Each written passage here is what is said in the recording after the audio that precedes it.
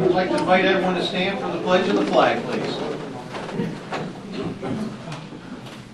Pledge allegiance To the flag of the United States of America, and to the republic for which it stands, one nation, under God, indivisible, with liberty and justice for all. Welcome, everybody, to the September 20th meeting. First item, minutes of September 6th. Do we have a motion to approve the minutes of September 6th? So moved. We have a motion and a second. Any discussion on the minutes? Hearing none, all in favor? Aye. Motion carries. Financial report and payment of the bills. We have a motion to approve the financial report. And do we have a second? Second. Any discussion?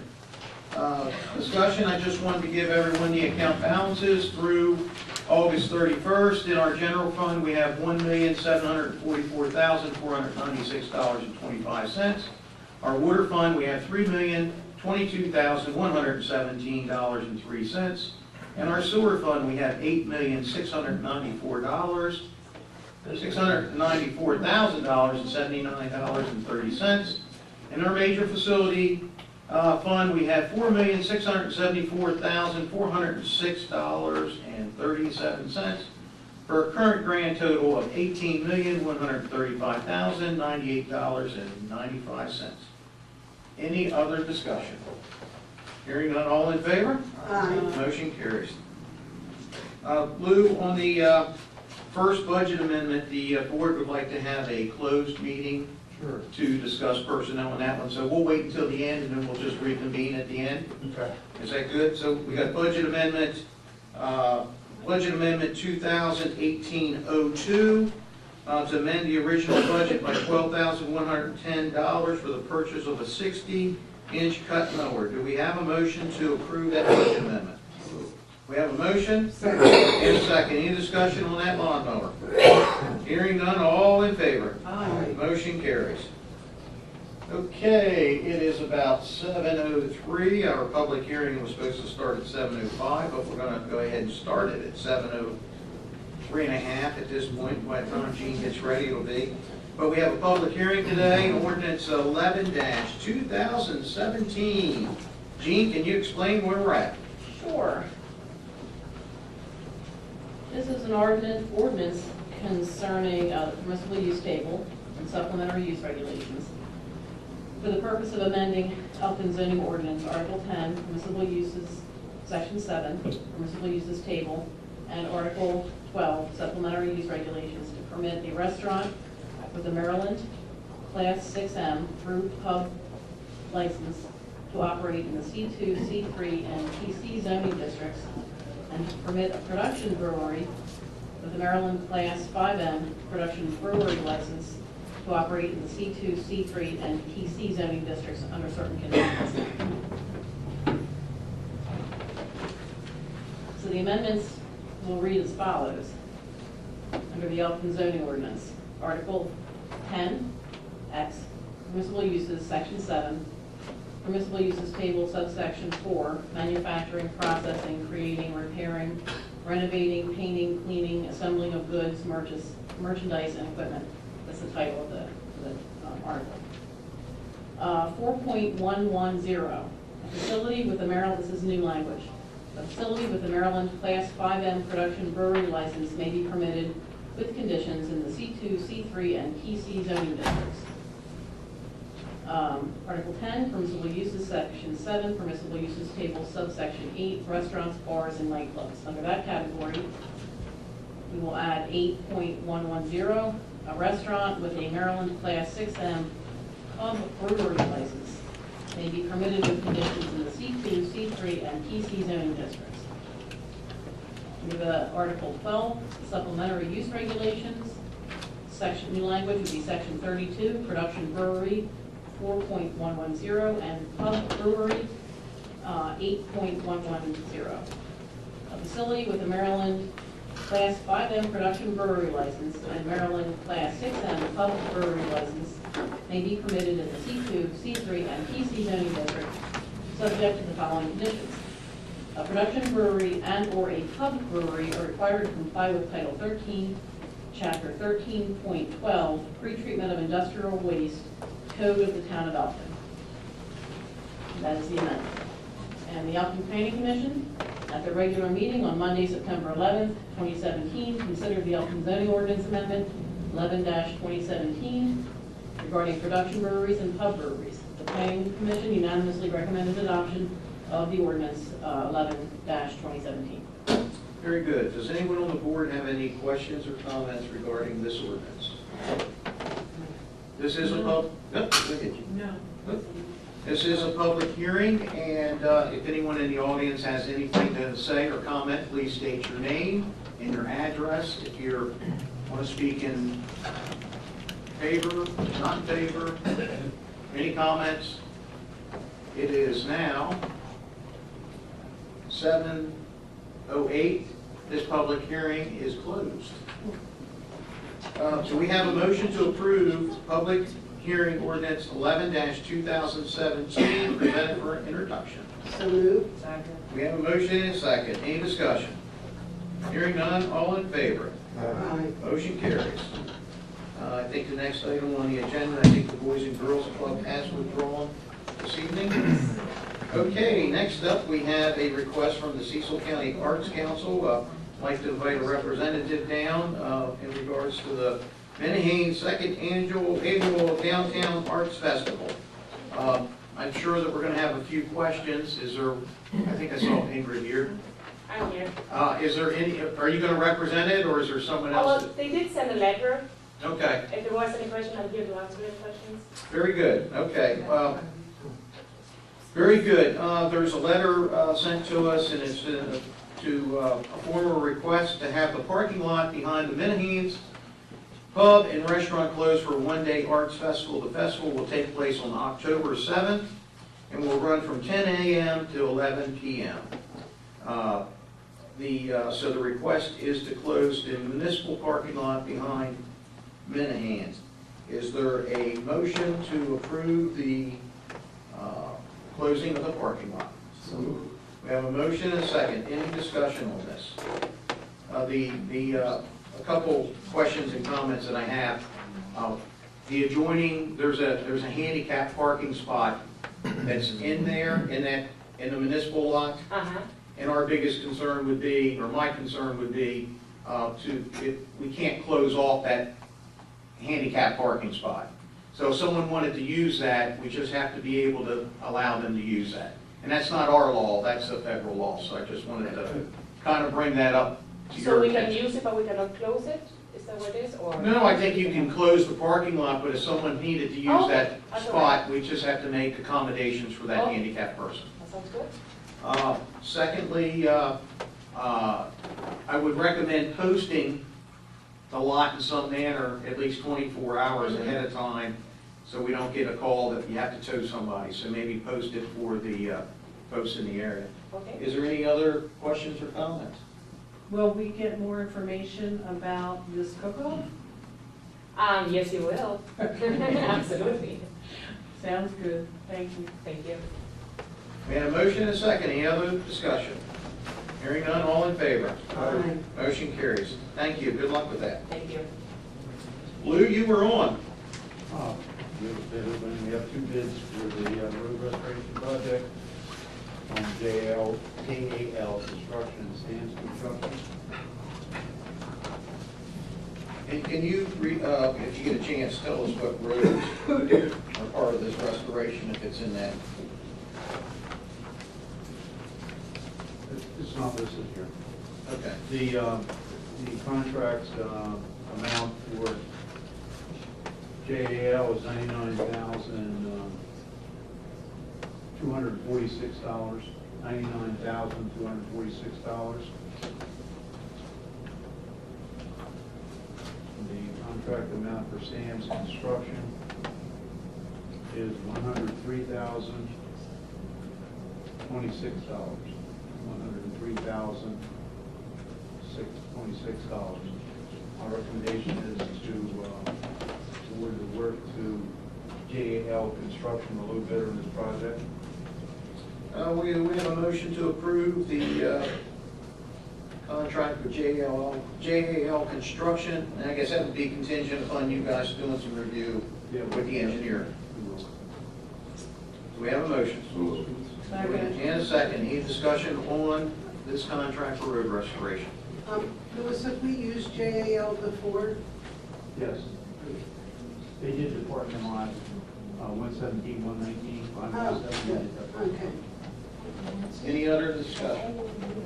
Hearing none, all in favor? Aye. Motion carries. All right, let's get them roads going. Road work, that's what we like to see. All right.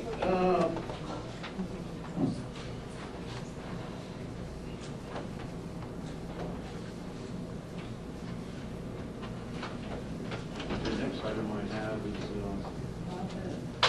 KCI Technologies proposal, engineering proposal. That involves Marina Park.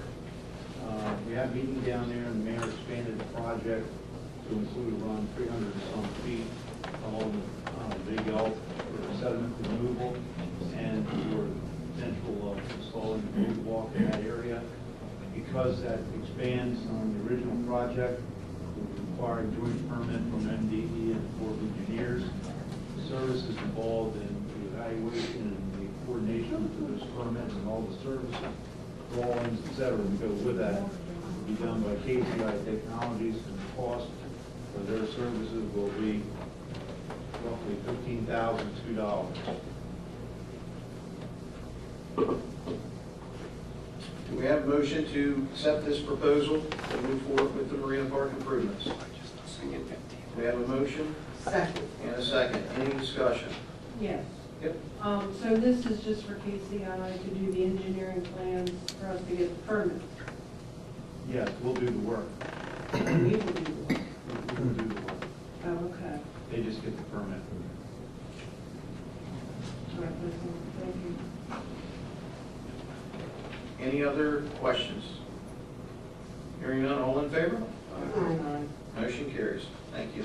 Next item I have, Elkton Foundation, alcohol waiver, somewhere in here. On the 29th of September, the Historic Elkton Foundation will conduct a historic beer tasting event on the premises at 590 Landing Lane. And pursuant to that event, they've asked the town to waive the alcoholic beverage restriction, and within the capabilities and legal authority of the board to do so. I recommend that a alcohol waiver be granted to the Historic Elk Planning Foundation for their September 29th event. Do we have a motion to approve the alcohol waiver for Elk Landing on September 29, 2017? I'll move on that. Do we have a motion Second. and a second? Any discussion on that at all? Yeah, the historic, I know the beer tasting, the name historic, what does that allude to? Historic Elk Landing itself. Okay. It's not old beer. There may be some Samuel Adams there. Very good. Samuel Adams. I think there's a brewer in the house here that could probably help also. Guinness, maybe. With that, any other discussion? Hearing none, all in favor? Aye. Motion carries. I think you addressed the last item, so that completes for me. Very good. Okay, the report, I have a reappointment to the Board of Housing Appeals for the term ending January 21st, 2020. I'd like to reappoint Mr. Chuck Parsons to the Board of Housing Appeals. We have a motion. Do we have a second? Second. Any discussion on this at all? Hearing none, all in favor? Aye. Motion carries. Very good. I wanted to state that over the weekend, I thought we had a fantastic Fall Fest activity, and I don't believe it could have went any better. And I know that there's some merchants in here tonight that hopefully they'll say something positive about the Fall Fest this evening, because I thought it went very, very well. I think it went off without a hitch. Chief, was there any issues whatsoever? Nothing to note. None. Fantastic. I thought it went very, very well. I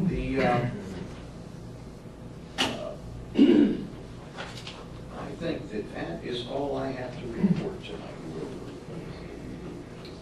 Now, I wanted to talk to the board about that first. Gene, you're on. I did want to congratulate Mary Jo on the Fall Fest too. I mean, that was tireless work before and after, and you did a great job. I would appreciate it if you would even extend my appreciation to your staff, because I know they work very hard. And Public Works and the Police Department, as always, did an outstanding job. Very quickly, I think we have a pothole at Miller and Park Circle. Somebody could fill, please. And that is all I have. Very good. Charles? Echo the same sentiment as Gene. Congratulations to everybody and the store owners as well, because it was a task in which everybody had great participation. Thank you. I'll think of it here. I don't know. Mary Jo? I wanted to thank Public Works and Elkton Police and especially the volunteers for Fall Fest. I have a lot of them out here, and if you don't mind, we're at a town public meeting. Stand up, please, for volunteers.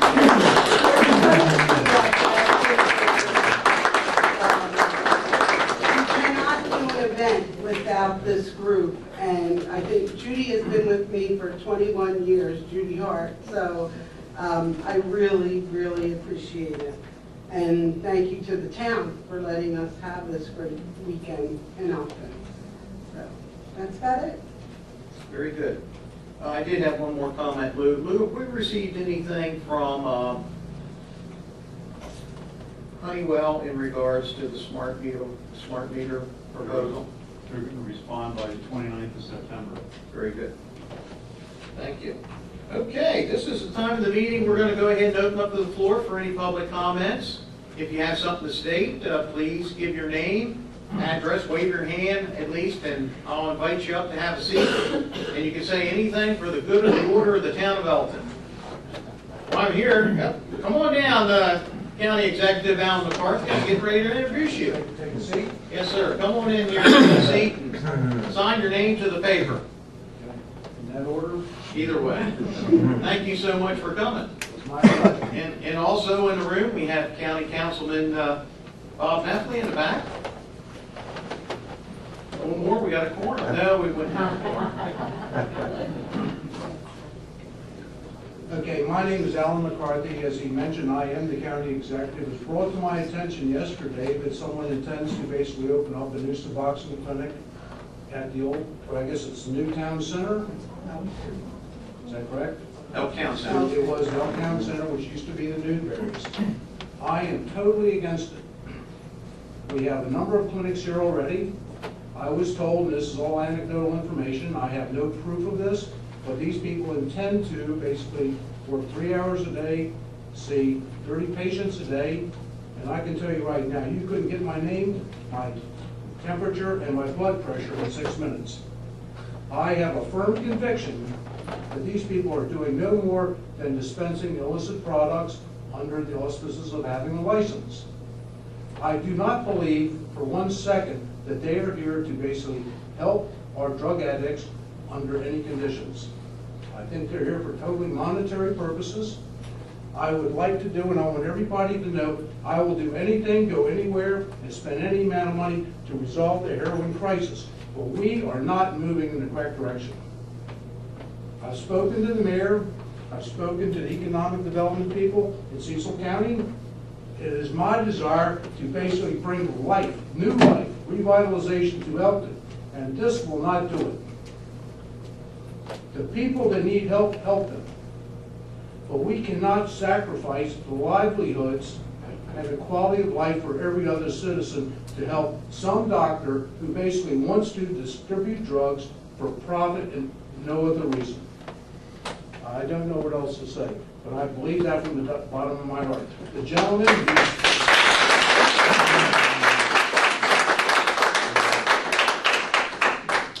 gentleman who's seeking the license, who's behind all of this, was with a certain doctor who was located across the street on Route 43 on West Pulaski Highway.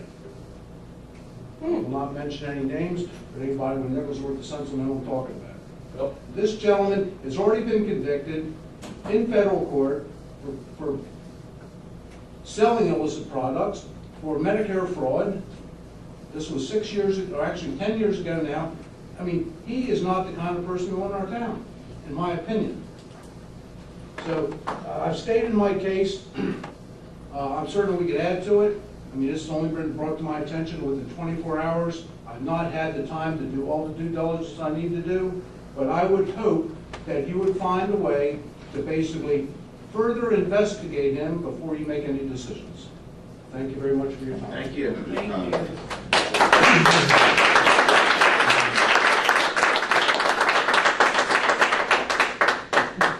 Hopefully he's going to prison anyway. Of course, I'm not going to make any. did. I'm not going to make any comments in regards to it because we know we met with council today. But I want to make everyone very clear. This board has found out about this the same time that everyone in this room found out about it. I mean, it's just we got to gain all the facts. We got to take a look at what we're bringing to the table. And listen, if there's always good and bad with this. There's zoning issues that we can work with for sure. I can't speculate on some of the. We're not regulated to be able to regulate a doctor per se, if I want to say that. But I better shut up before. I know John's giving me the evil eye right now. I know what I'm supposed to say and can't say. But with that, yes, come on down and give your name and address.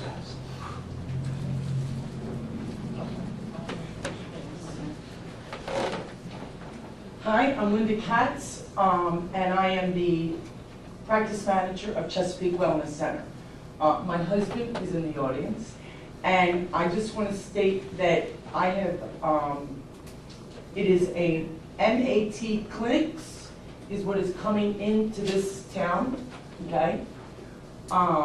And I strongly suggest that everybody anywhere strongly vets the people that are going to be working at this place. Okay, I have handed out some papers to you guys.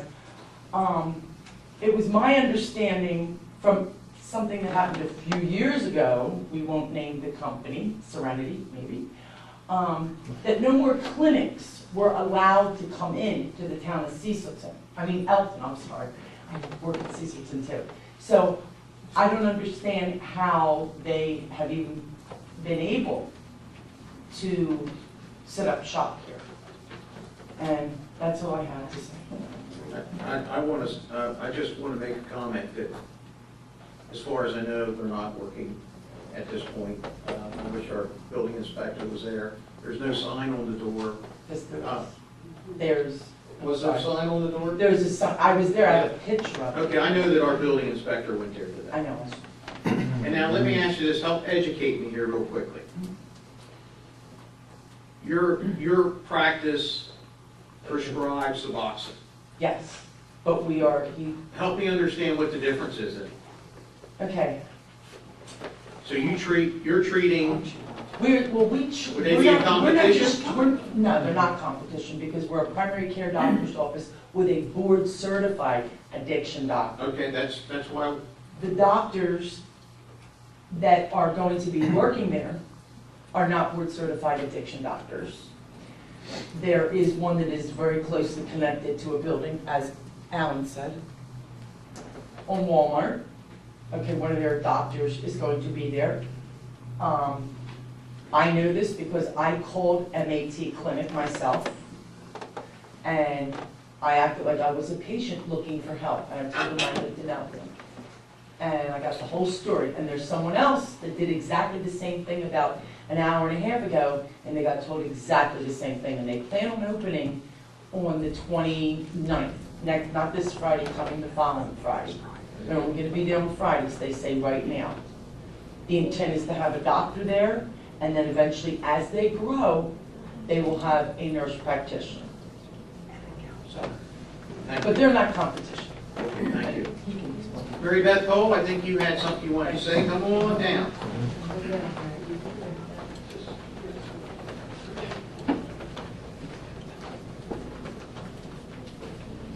Hi, I'm Mary Beth Cole, Lyons Pharmacy, 107 East Main Street.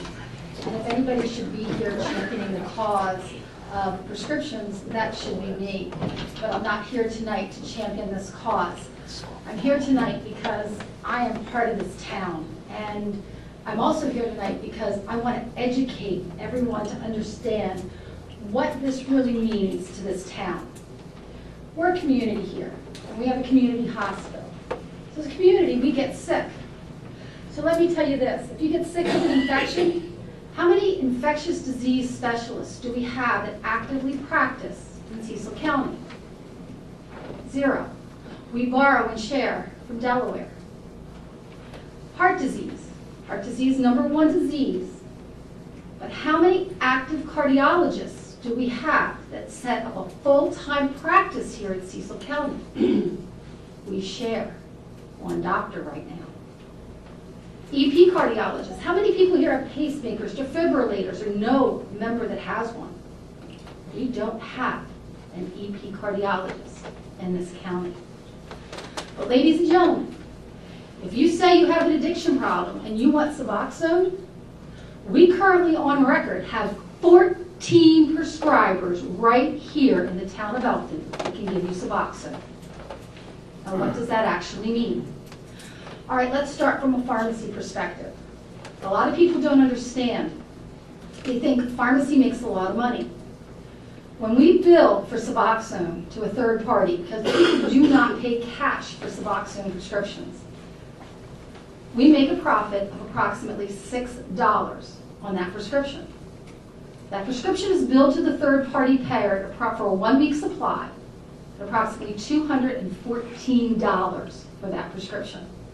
That third party payer, the biggest one, is the state of Maryland, which means it's coming out of the tax revenue, tax-based dollars. That's per patient, per week. I am not at any time saying I am against somebody getting help. A matter of fact, I totally support Chesapeake Wellness. The program that's instituted over there is a combination program because you have a board-certified addiction specialist that is not only treating the physical, but he's treating the emotional and the psychological as well. And with addiction comes other disease states. And because people are so focused on their addictions, they're not necessarily taking care of their best health. But one thing I can tell you about Dr. Katz for a fact, because I've worked with him for 6 months, he's adamant with his patients that it's a full, comprehensive, total health care plan. Unlike what's coming across the street. And I know, because the physicians that are coming across the street, as was stated before, have other practice sites here in the county. And I've dealt with their patients. I've dealt with those physicians. These patients have no accountability.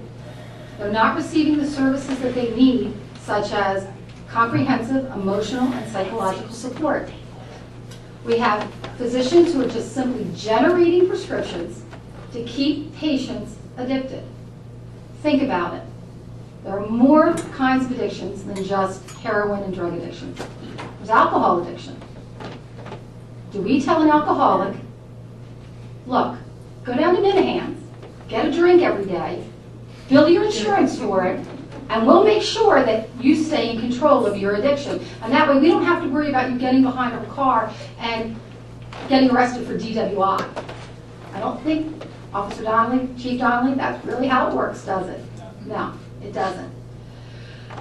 But we're trying to tell the public it's okay that for the rest of your life you can stay on Suboxone. We can replace one addiction with another without any other type of supportive help, and you're going to be just fine. It doesn't work that way. Without the other supportive nature, you're not going to be fine. Now, why do I have a concern about it? I have a concern about it because, #1, they're putting this new clinic on Main Street directly across from my pharmacy. This is Main Street, Elkton. I grew up in this town. I remember Stanley's, I remember Beta Shoes. I remember Leroy's. I remember Faye's. I remember Minster's. I remember Newberry's. It was a place to come down, to shop, to bring your family. And I've spent the last 10 years trying to help build Main Street and the town of Elkton up so that we can bring families back downtown. But if we're going to bring them down to see nothing but Suboxone clinics and people hanging out and waiting to get their Suboxone, is that an inviting place that we want our families? No. I don't think so.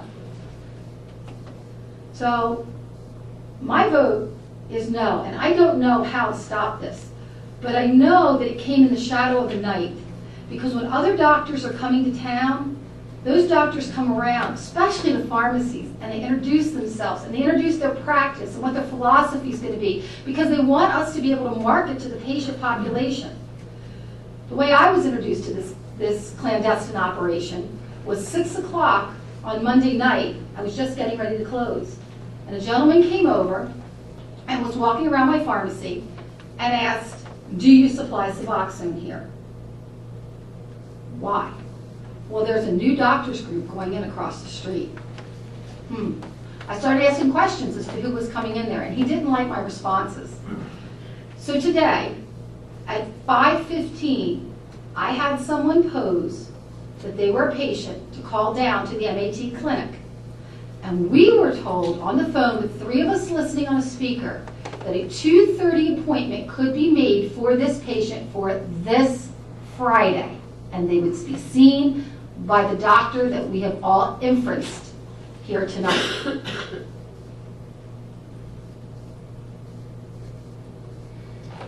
I'll be willing to answer any questions that the board would have. I do have a question. Who certifies the physicians to make sure that they're doing the right thing? Is there someone who comes around and checks to make sure that they're following the rules and regulations? As far as Suboxone prescribing, I'm going to even say... Suboxone actually falls under a completely different category than regular prescriptive prescribing. And I'll actually, if he doesn't mind, I will allow Dr. Katz to interject here. But let me just explain it from a prescribing practice. When you're a physician, you get a license to prescribe prescriptive medications, antibiotics, birth control, high blood pressure. You need a second license on top of that. That's your controlled substance license. That allows you to prescribe things like pain medications. However, Suboxone requires a third license number called an X number. And there's specific credentialing and limits of patients per year that you are allowed to take, and that is monitored. And so at this time, I would, if you wouldn't mind, Sure. Dr. Paul Katz, who is a board-certified addiction specialist, to comment on that. Come on down, Doc. I'll give it my best shot. I've never been in a place with 2 doctors in the same building.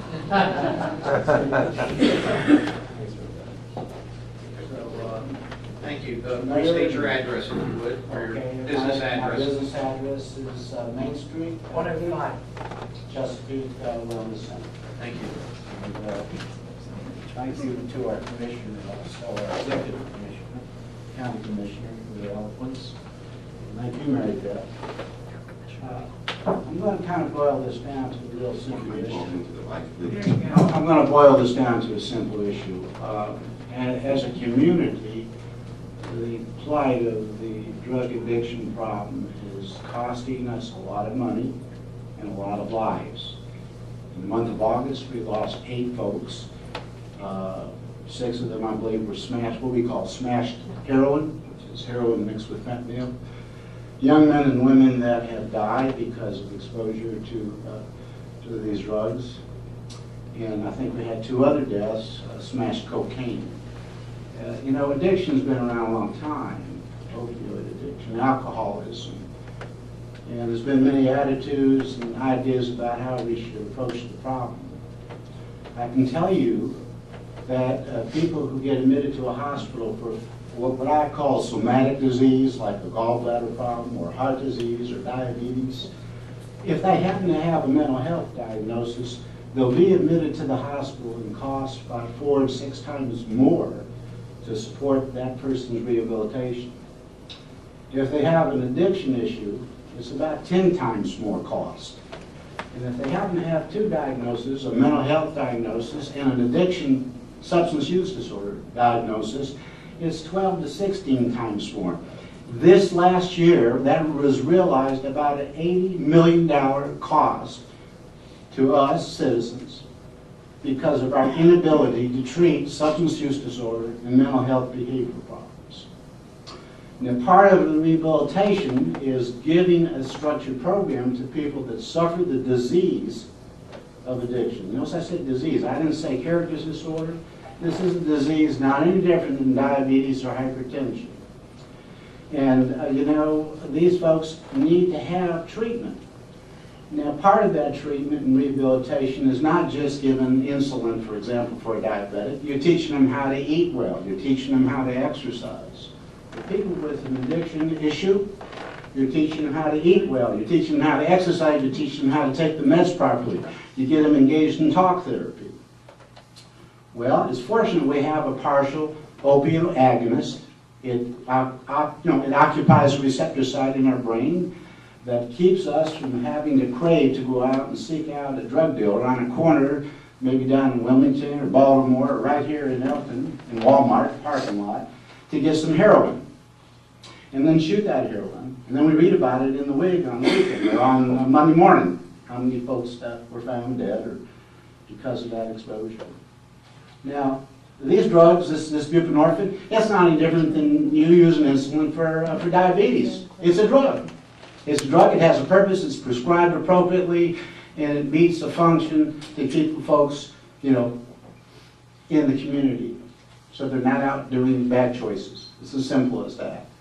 It is a way for us to attract people to get into counseling, behavioral counseling, and to keep them out of the court system.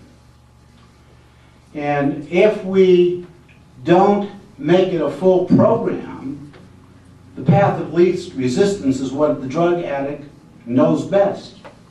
So if I can go to somewhere and I can purchase 30 days worth of, say, buprenorphine, and I don't have to do anything beyond that, that's probably the least resistant path I might travel. And then what happens is, all of a sudden, that addict finds out there's a market out there on the street where they can sell each pill for about 20 bucks, or a film of buprenorphine for $20. We could make a business out of this thing. And in fact, that is what's happening. Those of us that, and I'll speak here not only as a local physician, but I wear a hat in the American Society of Addiction Medicine and in your state chapter, the Maryland Society of Addiction Medicine. We were just up on the Hill. I was in Andy Harris's office on Monday. He told me quite clearly, because we were very concerned about what's going to happen if they do repeal or modify the ACA, the Affordable Care Act. Who's going to help us pay for treating addiction? And by the way, he said hello to you, sir. Andy said hi to you. But he said, you know, he said, I don't think that the federal government should be in the business of paying for the addiction problem. He says it should come back to the state. And not only should it come back to the state, it should come back to the county level. And not only at the county level, but it ought to be at the city level. Which means that somewhere along the line, we need to start taking responsibility of how we're going to provide these services. And also, to be accountable that these services are being provided in an ethical, accountable way. So when I see somebody come into an area that's going to just make it so easy just to distribute a chemical with nothing else attached to it, I'm getting a little concerned for my patients out there. There's no motivation and readiness for change if what they're doing, and it's in their mindset, they're just looking for the chemical. They really don't want to face the reason why they're taking the chemical. Now, I think there's a progression of rehabilitation that should be in place, and it's over time. We know the disease is chronic. You cannot fix somebody in a month, in a year, in 2 years. I'm either in relapse or I am in recovery, period. And so from that perspective, if somebody, a physician, wants to come into a community and say, I'll sell you this buprenorphine, in fact, give me 180 bucks and I will do an interview, and I will judge your clinical opioid withdrawal from home on the telephone, and then my nurse can get you that prescription. And oh, by the way, every month I'm going to renew that prescription. I'll give you maybe 3 minutes of my time. I think we all know where that would go, right? Would that person really be getting the help? And who's going to pay for the shortfall when it doesn't work? When you have people standing out in the parking lot trying to trade this for that because they know it's a good business.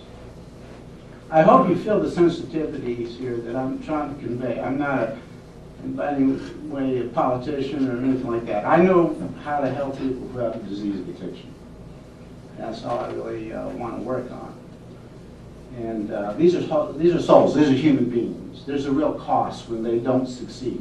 There's a real joy and reward when you return them to the community. They become taxpayers and providers and husbands and wives and fathers and mothers again and holding jobs. Well, when people are out there like medication-assisted treatment clinic, I believe is their name, I know that they're a pill mill. And pill mills don't belong anywhere, period, in this country. And yes, one of the things that we were very concerned about is having enough prescribers to write for buprenorphine, because it is by congressional act that we actually are allowed to write for this drug. I don't know how that happened, but it's by congressional act that they allow us how many patients we can treat at one time. When you start out, you can prescribe for 30 at one time if you take an 8-hour course. In that 8-hour course, there's not much about counseling or behavioral therapy or anything like that. And then after you've done it for a year, you can apply for writing up to 100 patients at a time. And then after that, if you happen to go get board certified in addiction medicine, which is a very hard exam, you can write up to 275 folks. And you can even delegate nurse practitioners and midwives and nurse anesthetists to do that also. So there's funding that was just enacted upon or being voted on to improve the number of patients we can write for. But one of the things that the American Society of Addiction Medicine said, look, we can put this medicine out on the street, but we must provide behavioral counseling, mental health counseling with that. And we must take care of all their other comorbid diseases. And that is what Project Chesapeake's trying to do. We're a family practice environment that happens to treat substance use as part of that whole person. There's not one doctor with that organization that you heard about tonight that's got any formal training other than an 8-hour course to help folks. And they're refusing, actually, to even accept Medicaid payment for treatment. No insurance. No insurance. Cash. Well, you might say $180, and these people are on welfare. Well, they can do the math. They know what the market price out there is for the Suboxone. So if they pay $180 and they get 60 of these strips, do the math. They keep 30 for themselves, and they sell 30 for $20 a piece. I don't think Elkton wants to support that. The state wants to support that. And they're taking away from the patient the ability, even though the patient might not sense it, to get some real help. And it's very scary. It's very scary. And I just hope that the folks, or the folks, can use good judgment and decide. I will not stand in opposition to other good doctors out there that want to help with the problem. Bring them on in, set them up right next door to me. Give me some behavioralists in there, some counselors, because that's what we need, more of those. And we'll work as a team collaboratively and try to help our people. But this is not the way to go, Mr. Mayor. It's not the way to go. Thank you so much. Sure.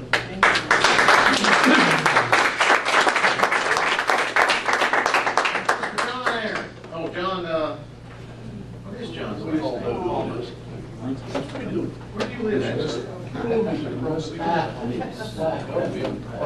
Hello there, everybody. My name's John Palmer. I'm one of the owners of Brooklyn Interiors. I just opened my store on East Main, 116, the old Colonial Jewelers. I'm a little disturbed what's going to happen across the street. I moved to Elkton 3.5 years ago with my life partner, my husband. Fell in love with Elkton. Saw Main Street.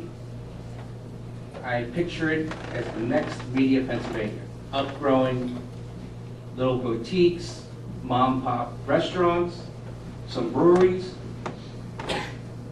and I'll be frank with you, with the news I heard today it got my gut turning, wondering, did I make the right decision? We can't not allow this. Elkton is going up. We cannot go backwards. You know, we have a passion. I feel that people, yes, they need to get help. We need to have them back into society. But when you have a doctor who's just handing out prescriptions for that person to go and sell. I just got done evicting one of my tenants that was doing drugs, dealing drugs. I'm not going to put up with that. I had him out. And I hope everyone else has the same compassion I do. We need more people like Scott here who's going to be putting in a brewery in Elkton. We need more of that. Sorry. Thank you. Thank you.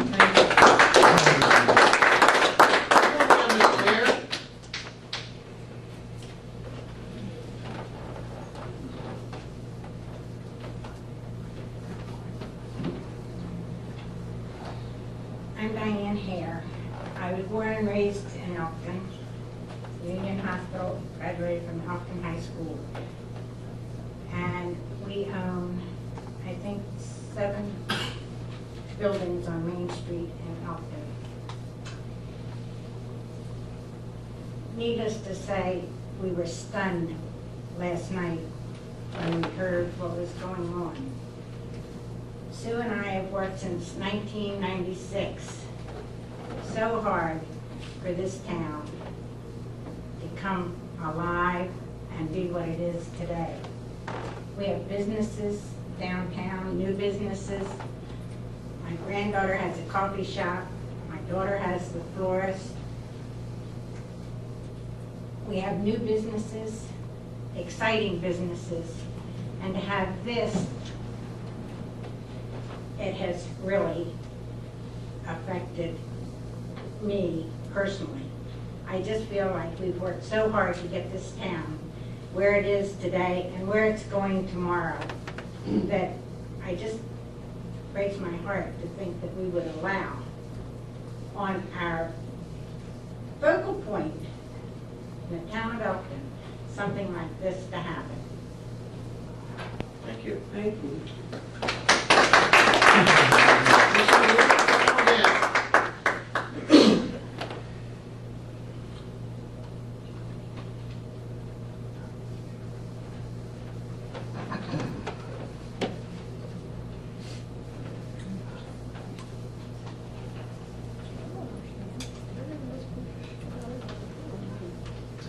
Good evening, I am Sue Whitaker.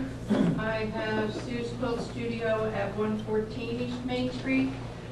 I'm just 2 doors from where this, I don't know what to call this place, where it's going to be. I'm coming from a different perspective. I want to know how we got here. How did that business get a license to open? And our county executive didn't know about it, our town board didn't know about it until 2 days. Do they have a business? How did they get a business license? Business license for state. There's something wrong with our system if you all didn't know a long time ago that this was happening. I know from sitting in my front room and working and looking out the window all day that the clientele that come to these businesses, whether they're legal businesses, whether they're helping people or not helping people, are not the kind of people that we want on our street, not in our business district.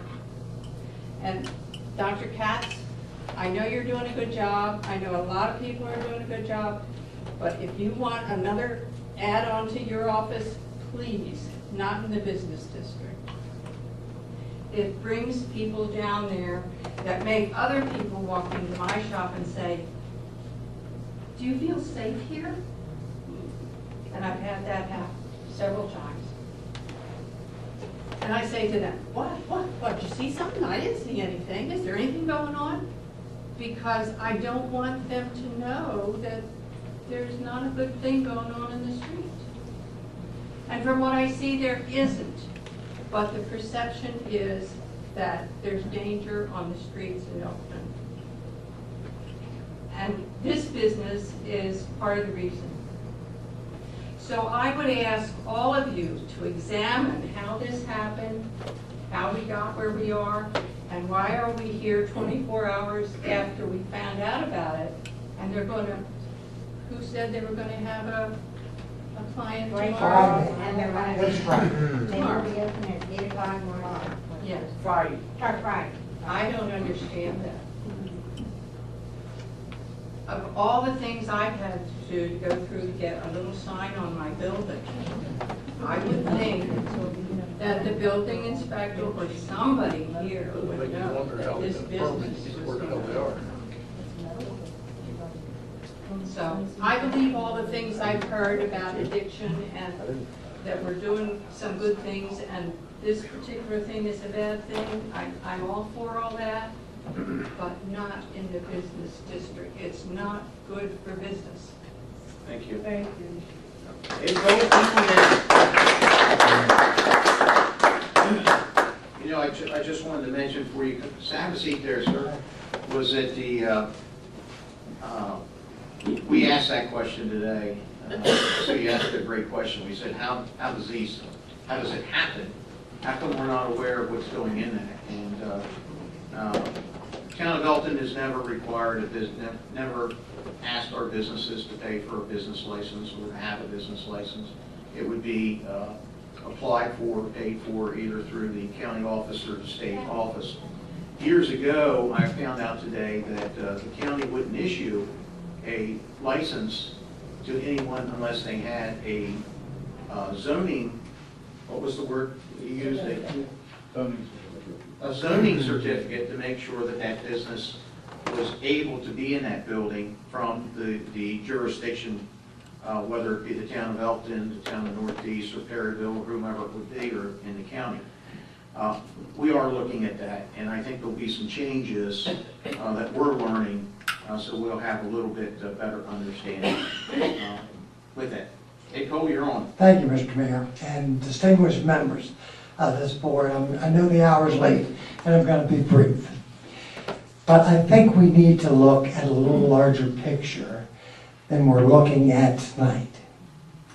If you drive down past American Home and Hardware, and tens of thousands of cars do that every day, every week.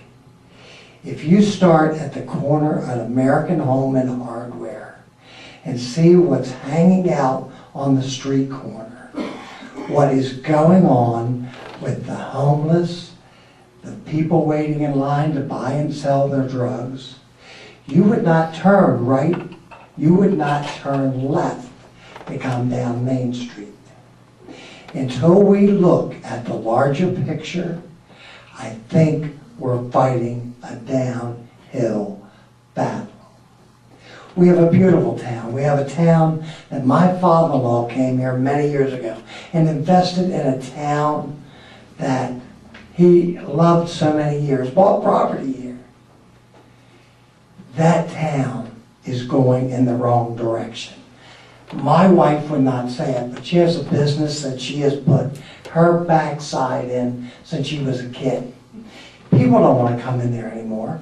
No disrespect to older, elderly people. They don't want to come in and get their prescriptions because they don't want to deal with what's on the street in Main Street. They don't mind going to Walmart, Kmart, any of these other places because they feel safe. They don't feel safe on Main Street. And Chief, no disrespect to you, but until we get police officers out of the car on the street looking like we're attempting to do something and interacting with these people that are undesirable to keep them moving, we're not going anywhere but backwards. And not tomorrow, not next week, but yesterday, I think we need to come up with a plan that we really do care about Elkton, and we really do care about Main Street, because there's been too darn many of us invested time, money, and effort to try to make it a good town. But we're at wit's end. Thank you. Thank you.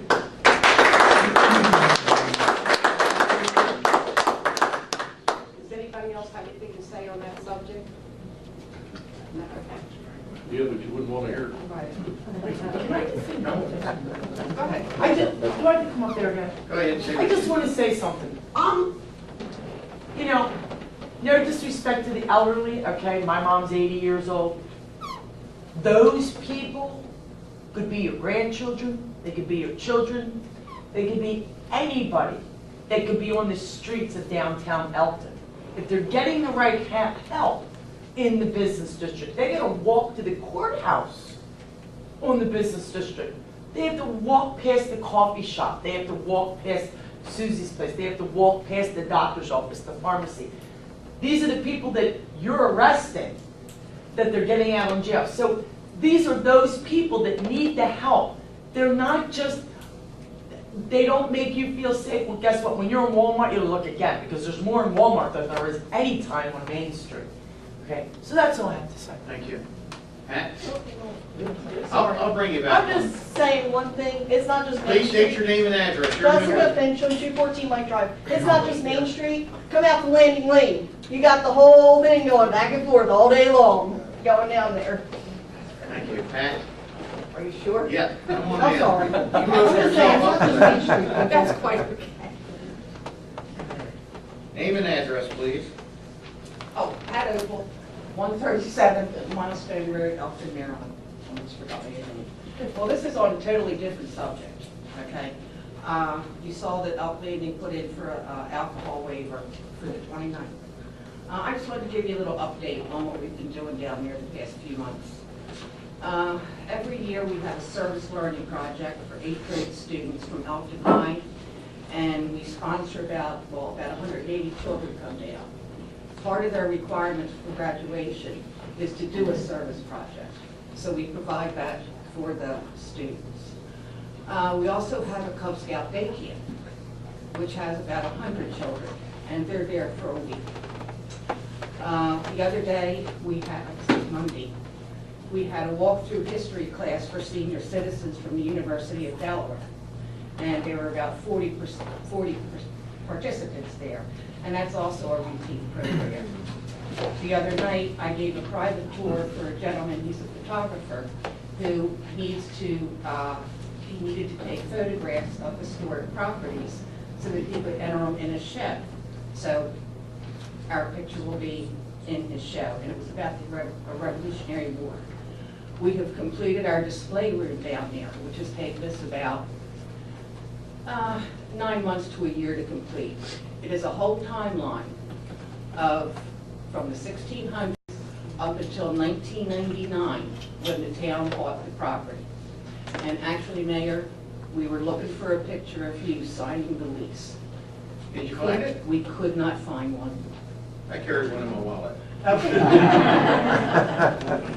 But anyway, if you come down, you'll see anything that happened on that property from the 1600s with the early American Indians up until the time the town bought the property in 1999 and the Historic Elk Landing Foundation was founded. That's all good news. All right. Now for the bad news. Okay. Because the house is as old as it is, it's well over 200 years old, and I'm talking about the white house that's on the property, not the stone house. It has needed a lot of repairs. So this year, the board of directors decided to bite the bullet and go ahead and spend some bucks. We had to replace some windowsills because if you touched them on the outside, your finger went through. And part of our agreement is to try to keep the house standing. So we, like the whole outside has been repainted. There was a huge crack across the front porch. So the house was separated from the porch. We had that refinished. We had a resident groundhog, who Jeannie knows well, who actually was digging out the foundation of the front porch. And he's gone. I don't know where he went, but he's not there anymore. Okay, so we spent about $6,000 just this summer. And that doesn't count our monthly bills like everybody else has, plus our summer maintenance. So with this beer tasting, it doesn't sound like a great big thing, or it might not even sound like something historic for a property to do, but it's our way of, trying to raise some money and pay some of the bills. And we would just really appreciate it if the town and the townspeople would all come out and support us. So we can continue doing more of our educational program, especially with the children of Elkton. And that's all I have to say. Thank you, Pat. Anyone else have anything to say for the good of the town of Elkton tonight? Come on down, Ms. Guns. I fear I'm gonna do this and get booed, but I'm gonna do it anyway. Sarah Guns, 131 Quail Court. We'll never boo you. Oh, I'm not so sure that's gonna be the concession, the agreement across the board or out here. I'm not in favor of another clinic or any clinic in our district, in our business district. But what can we do to stop it? What, at this point, can we do to change it? No one asked, what are our options? They complained that it happened. They condemned our police department for not doing more. And the truth of the matter is, I see our police department all the time. They're out there doing their jobs. Do we need more of them? It's possible. But please don't down them. They are doing their jobs. And our neighborhoods and our town are improving. If you can't see that, come to my neighborhood, because I see it on a daily basis. And if you want change, make change. Don't come here and complain. Don't come here and ask for somebody else to do it. Stand up and do it yourself. Change the conversation. Be a voice for change by doing something different. By asking the mayor, what can I do to help you? Versus asking him to do it for us. I stand up in my neighborhood on a daily basis and try and make it better. My little corner, every day. I'm an active parent in my kids' school. I shop downtown. I shop small businesses. You're not going to find me at Walmart unless they don't sell it anywhere else.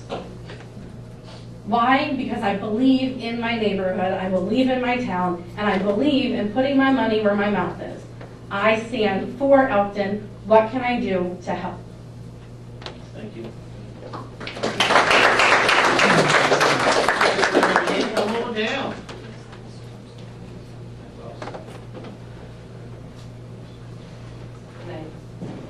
Ingrid Minihan, 101 West Main Street. Minihans.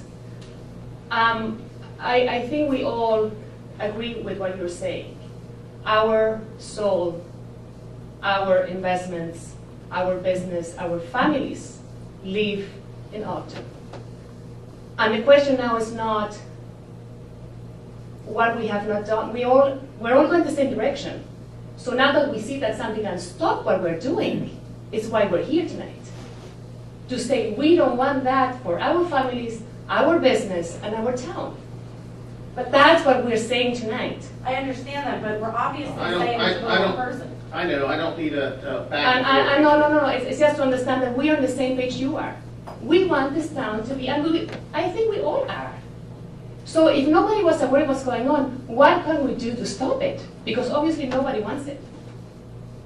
It was proven by doctors, by business owners, by community members, that that's not what we want. What can we do? What can we do to stop it? That's all I want to say. It's a great question, and I'm going to not answer because I've been in with counsel about this. thank you all so much for all the comments. It really does mean a lot for us, and I think it's very important for us to be educated on this. I will tell you, I don't want anyone to cry when I start saying all this. I was born in that hospital here. I was raised in Chesapeake City, but I've been here in Elkton. I bleed Elkton. I bleed as much Elkton as everyone in this room does, and it cares. It hurts me when I see the hurt of our community. Did I sleep a wink last night after we heard this? No, I'm sure every member up here did not sleep. We were here bright and early this morning attempting to try to find out what happened. How did this, we asked the same questions. We're getting answers. And please be a little bit on the patient side, because I think we will hopefully come with some type of resolution. It may not be what we can do. I don't know. I know I'm saying too much already, John. I know I'm saying too much. But we are Elkton. I love it. So with that, we're gonna call for a closed meeting to have get advice from council and also to talk about a personnel matter. We are going to have to reconvene the meeting, I believe, for possibly the budget amendment. I'm not sure if we will or won't. I would say that we probably will. So you're certainly welcome to exit the room, let us do our business, but it could be 15 minutes, could be 20 minutes, could be an hour. I would recommend everyone leaving and going down and get an adult beverage. So with that, do we have a motion to, do we have a, so I'm not going to close this meeting yet, officially, because I got to have the closed meeting, and then I may come back out and reconvene. Is that correct? So I need a motion to have a closed meeting. We have a motion and a second. Any discussion? Hearing none, all in favor? Aye.